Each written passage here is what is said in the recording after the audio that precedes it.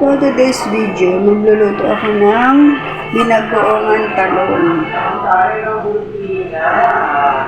Grabe yung cortina ng legal. Una, lagyan ng mantika.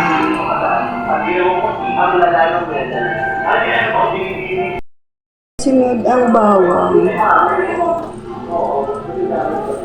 Hindi pa pala mainit ang kawali. Excited. Ayan. Pag brown na ang bawang, tsaka sunod ang sibuyas. Itong mga itim-itim na yan kasi pinagprituan kasi ng ano yan eh. Ano ang pinirito dito? Yung embutido. Pero okay pa yan. Bago lang yan. Ayan. Pag nag-brown na yung bawang, isunod na natin yung sibuyas.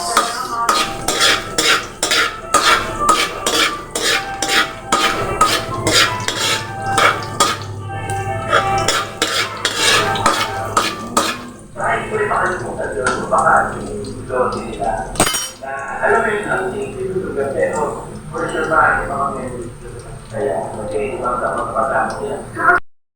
Sunod na natin ng sibuyas. White onion nga pala ang gamit ko ngayon sa paligisa. Halo-haloin lang maigi hanggang sa maluto ng sibuyas at bawang. Pagkatapos ay isusunod na natin yung bagoong. Sinunod ko na yung bagoong para mas mabilis na siyang maluto. Kasi matagal lutuin ang bagoong. Pagka naluto na yung bagoong, nakakailalagay yung pork lento na pagsasaw ko sa talong. Lagyan ko ng konting asukal. Excuse me po. Para hindi masyadong maalat yung bagoong.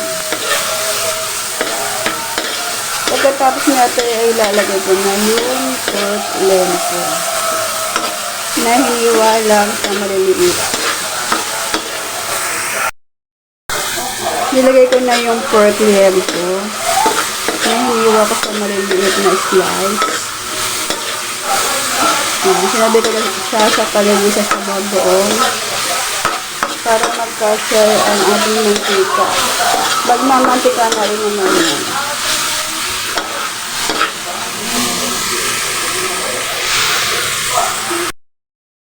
Yung pork lento, nalaga ko na yan. Kaya malambot na po siya. Tunay ito ha? Lalagay na natin yung talong para ating magisa na din. Ayan. Hiniwa ko lang siya ng ganyang hugis.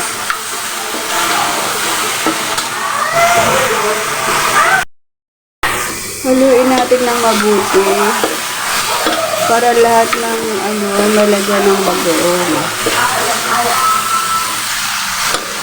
Tapos ay ilalagay ko na yung pinaglagaan ko ng lento para maging sabaw.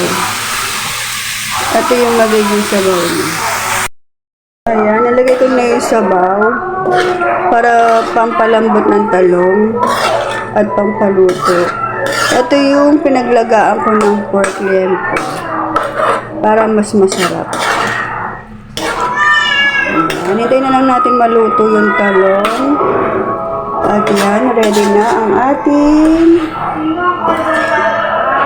ginisang ay binagoong ang talong with pork.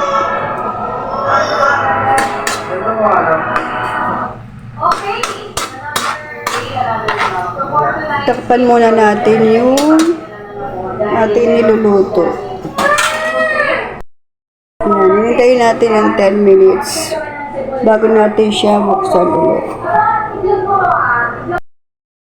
Halo-haloin muna natin saglit.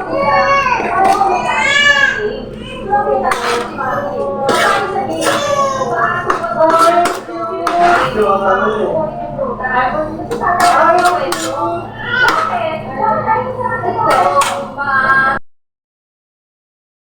ganito na naman katakapawisan si Inday habang yan dito sa kusina at nagluluto. Grabe pawis ko. Talaktak na naman oh.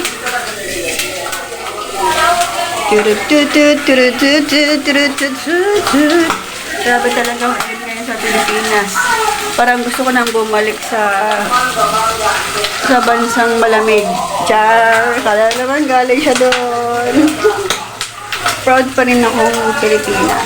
Dalagang Pilipina.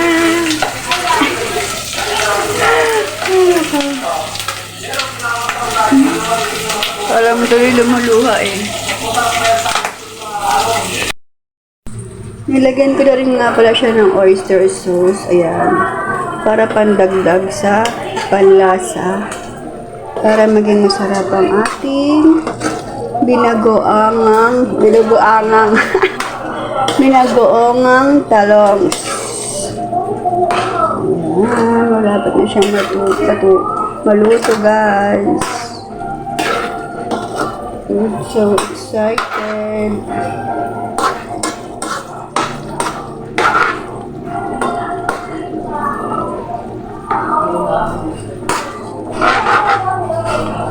Mas masarap yung lagang-laga talaga yung talong. Diba guys?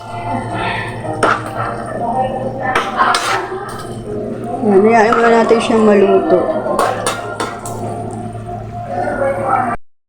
Ayan, konting-konti na lang maluluto na ang ating ulam na pinagoongan talong. Ayan, malapit na siya, konti na lang. Ayan, luto na siya. Lalagyan ko na siya ng konting siling labuyo para medyo umanghang.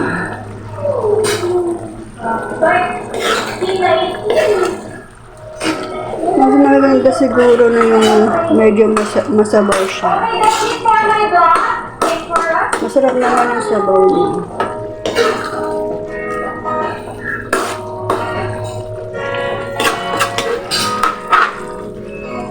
Baka maobo ko. Kudaran.